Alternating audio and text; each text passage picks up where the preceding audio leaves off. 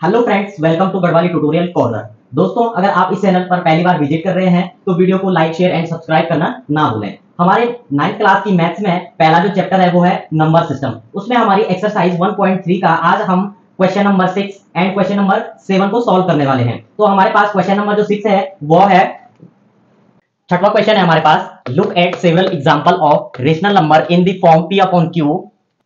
Q is not is equal to 0 where P and Q are integers with no common factors other than 1 and having terminating decimal expansion representation. Can you guess what property Q must satisfy?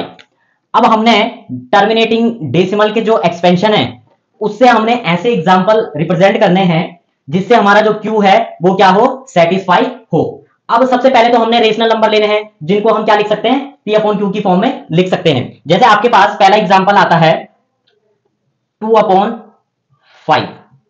इसका decimal expansion क्या होगा, इसका decimal expansion होगा 0.4। Is that clear? Second आता है हमारे पास 5 upon 2। Is that clear? इसको कैसे लिख सकते हैं हम, इसको लिख सकते हैं हम 2.5।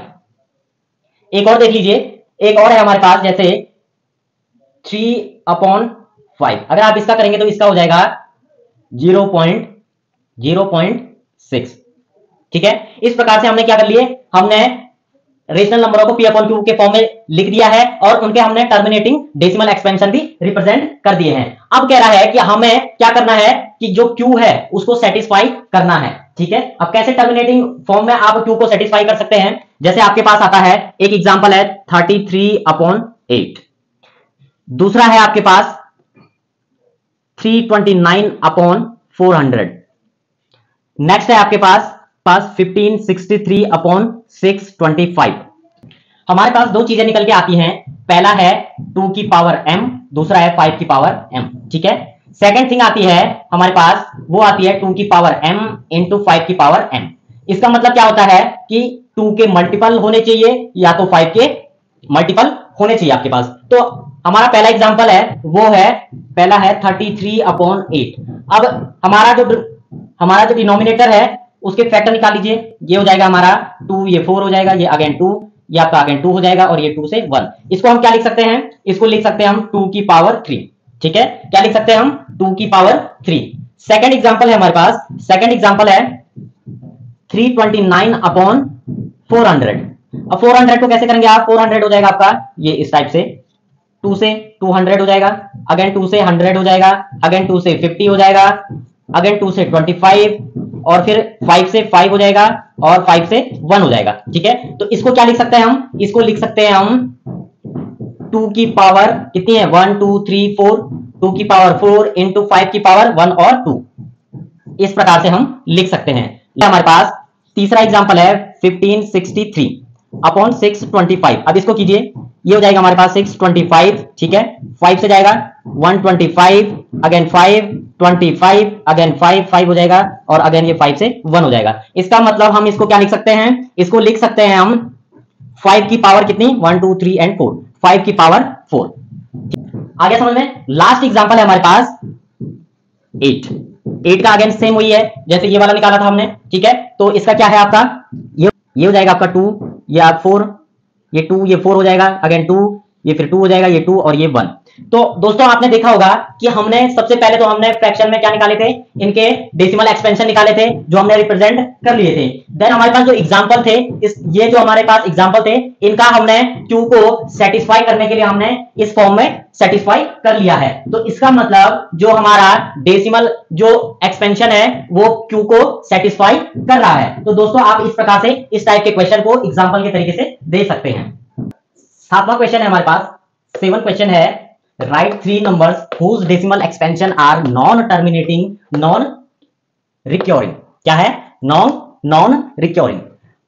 अब हमारे पास क्या कह रहा है कि हमने ऐसे 3 नंबर्स बताने हैं डेसिमल के कि वो क्या हो, नॉन टर्मिनेटिंग हो और नॉन रिक्योरिंग हो। अब आप लोगों ने पढ़ा होगा कि हमने इरेशनल नंबर पढ़े हुए हैं, तो उसमें हमने पढ़ा था कि जो नॉन टर्मिनेटिंग होते हैं और जो नॉन रिक्योरिंग आपके नंबर्स होते हैं, इसका मतलब क्या होता है, जैसे आपके पास दिया हुआ है 6.473, 474, 4 7 5 6 7 8 9 और सो ऑन।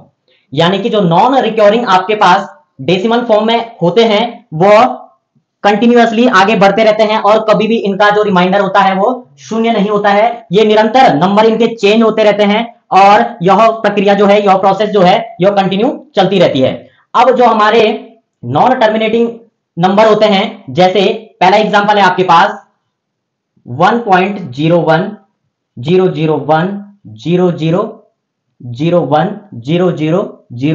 00 इस प्रकार के नंबर होते हैं हमारे non terminating and non recurring. Is that clear? Second example है आपके पास 1.08 008 0008 00008 इस प्रकार से यह बढ़ते रहते हैं। तो सेकंड एग्जांपल ये हो गया हमारा। और थर्ड एग्जांपल क्या होगा हमारा? जैसे आप, ऐसा जरूरी नहीं है कि आप जो नंबर मैं ले रहा हूं वही नंबर आपको लेने हैं, आप अलग अलग नंबर भी ले सकते हैं। जैसे अगला एग्जांपल है 1.0.6 0.06 006 0006 0006। तो इस प्रकार से ये नंबर क्या होते हैं, इस प्रकार से यह नंबर कंटिन्यूअसली रिपीट होते रहते हैं और आगे बढ़ते रहते हैं और यह कभी भी समाप्त नहीं होते हैं। आपकी जो कैलकुलेशन है वो कभी भी समाप्त नहीं हो पाती है। तो इस टाइप के जो आपके नंबर होते हैं इनको कहते हैं हम non terminating non recurring. Is that clear? तो दोस्तों होपफुली आपको समझ में आया होगा कि किस प्रकार के नंबर हम एग्जाम्पल के तौर पे दे सकते हैं। अगर आपको वीडियो अच्छी लगे तो वीडियो को please like share and subscribe करके बेल आइकन को जरूर प्रेस करें और अपने दोस्तों को शेयर करें और उनको वैल्यूएबल वीडियो को पहुंचाएं। Thank you so much.